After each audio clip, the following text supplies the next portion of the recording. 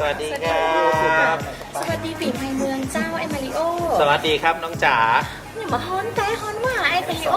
ครับผมร้อนๆอย่างนี้น้องจ๋าพี่ขอแนะนำเครื่องดื่มเย็นๆนะครับแล้วก็ได้ชื่นใจจากเดอะคาเฟ่ของเราครับ ค่ะ งั้นเราขออนุญาตต้อนรับ ครับผม ณจักริดวัฒนะพุทธิศักดิ์นะคะ Restaurant Beverage Manager ค่ะไม่อยู่ทางใดมาเจ้าอย่ามาเข้าขาวสวัสดีเจ้ามากเลยเจ้า วันนี้คุณเจมีเครื่องดื่มอะไรมาแนะนำครับผม มีนอนแอลกอฮอลิกค็อกเทล1ตัวครับ ค่ะ ครับ ห ผ รื ม อว่าม็อกเทลนะครับ แล้วก็ ค่ะ อีกตัวหนึ่งเป็นค็อกเทลครับ ครับผม ค่ะ คุณจ๋าลองชิมเลยไหม ตัวนี้ชื่อ Beautiful in Bongo ครับยังไม่ได้บอก อ๋อ มาจากเพลงครับมาจากเพลง มาจากเพลง Beautiful อะไรคะ ไว้ สำหรับคุณผู้หญิงที่ beautiful ก่อนเลยครับ หอมมากเลยนะคะขออนุญาตนะคะ เป็นไงบ้างครับรสชาติ อร่อยมาก นี่เป็นไวน์ขาวนะครับผม ไวน์ขาวกับ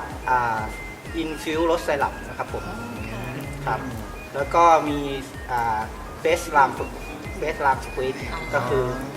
บีบมะนาวลงไป เพิ่ม ครับ กลิ่ ผ น ม นุ่มค่ะ ถ้างั้นผมลองแก้วนี้แล้วกันชื่อว่าอะไรครับคุณเจครับ คันที่รสลองไอแลนด์ Country Road ค่ะอืม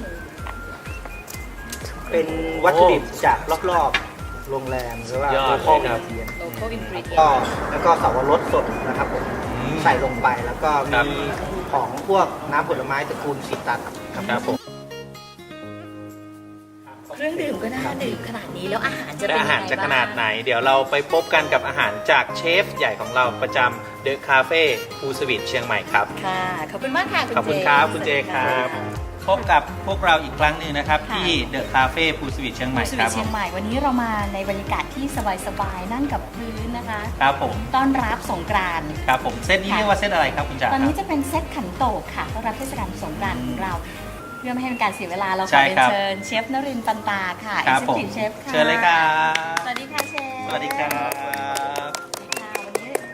สบายๆเลยนะคะเชฟ สบายๆ เชิญนั่งได้เลยค่ะ ครับผม อาหารที่อยู่ตรงหน้าของเรานี่เป็นอะไรคะเชฟ มีเมนูอะไรบ้างครับเชฟครับ เป็นอาหารล้านนานะครับผม ค่ะ ให้เข้ากับสงกรารเชียงใหม่ครับเมนูทั้งหมดก็จะเป็นน้ำพริกหนุ่ม ครับผม ผักสดผักลวกนะครับผม ครับผม แล้วก็มีไข่เจียวแหนมนะครับ ค่ะ แล้วก็หมูย่างซอสข้าวซอย ครับผม ครับไส้อั่วนะครับผมไส้อั่ว ม ครับ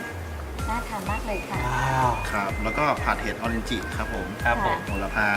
แล้วก็มีข้าวเหนียวนะครับ อืม แคบหมู หรือภาษาเมืองเรียกว่าอะไรครับ ข้าวนึ่งครับ ข้าวนึ่งเนอะ แคบหมูนะครับ แล้วก็ ค่ะ ไข่ต้มครับ ครับ แล้วก็ลาบไก่ ลาบ ลาบไก่ ไก่ นี่ถือว่าเป็นไฮไลท์ของเชฟเลย ใช่ นะคะ แล้วก็มีผลไม้รวม ค่ะ ทั้งหมดนี้เซตนี้ราคาเท่าไหร่ครับคุณจ๋าครับ 450 บาทเท่านั้นเองค่ะ ใช่ครับผม 450 บาทครับ เราสามารถสั่งจองได้เลยที่ ที่ เด เบอ อะ ร์ คาเฟ่ภูสวีทเชียงใหม่ ค่ะ เบอร์ของเราจะวิ่งอยู่ใต้นี้นะครับผม และอย่าบอก ได้เลย อย่าบอกนะว่าทุกคนจะไม่ติดตามเราในเพจ เพจของเรามีแฟนเพจอะไรบ้างครับผม Facebook Fanpage ค่ะ ครั แล้ บ ว ผม ก็ YouTube Channel ของเราด้วยนะคะ ตอน ครั นี้ บผม เราอยู่ที่ EP ที่เท่าไหร่แล้วคะ EP ที่ 4 แล้วครับผม EP ที่ 4 แล้ว ค ค่ะ รับผมต้องขอบคุณเชฟนรินทร์ปันตามากครับผม ค่ะ ขอบคุณมาก ขอบคุณมากค่ะ เราจะขาดไม่ได้ผู้ใหญ่ใจดีของเราครับคุณจ๋าครับ ค่ะ The New Concept Perfect Residence ค่ะ The Plus ครับ Experience Club ค่ะ และคนสุดท้ายขาดไม่ได้เลยคือภูสวีทเชียงใหม่ครับ ค่ะ อย่าลืมติดตามเราที่ ที่ YouTube Channel นะคะ และก็แฟนเพจ Facebook ด้วยค่ะ ครับผมเบอร์ที่วิ่งอยู่ด้านล่างนี้นะครับ สามารถสั่งจองที่เดอะคาเฟ่ภูสวีทเชียงใหม่ได้ครับ กับเซต เซตนี้นะครับ สงกรานต์ของเรานะคะค่ะ และในวันนี้เราต้องกล่าวคำว่า สวัสดีเจ้า